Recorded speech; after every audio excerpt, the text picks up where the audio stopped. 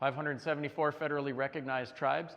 By the way, being federally recognized matters for funding and all kinds of other things, sovereignty, operating under tribal statute rather than state law, things like that. But they terminated the federal recognition of over 100 tribes in the 1950s who were never reinstated. So that number used to be closer to 700 at one point. And some tribes were never federally recognized, including all indigenous groups in Alaska. So federal recognition matters, but it's not the only thing that matters when trying to understand the first people of the land. Over 400 treaties. By the way, over 100 have health and education clauses. Sometimes surprises people, but they say things like, we promise to provide for the health and education of all parties to this treaty, as mentioned heretofore, as long as grasses grow and rivers flow. So many said this. It's part of what is known as the federal trust responsibility to provide such services for Native people. A Bureau of Indian Education and an Indian Health Service are not special rights for a special interest group. And how un-American and unfair is that? They are partial payment for land sold. And if anyone wants to revisit the treaties, please bring it on, because we got lawyers now.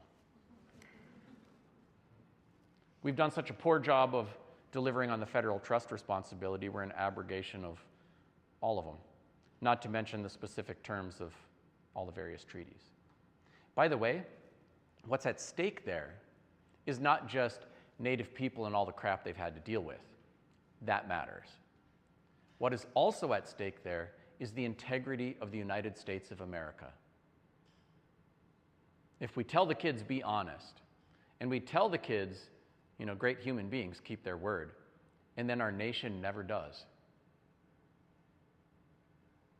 it's not just ironic, it's unjust.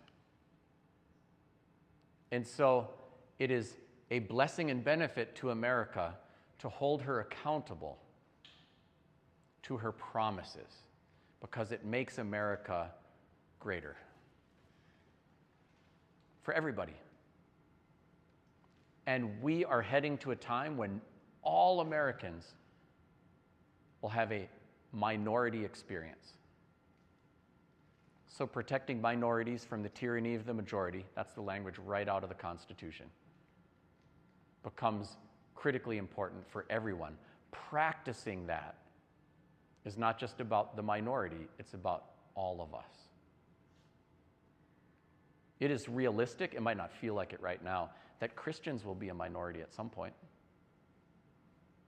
In Switzerland, 73% of the funerals are completely secular. We're a few generations behind what happened in Switzerland. But that process is underway, in spite of the force of evangelical Christianity and American politics today. That is all shifting.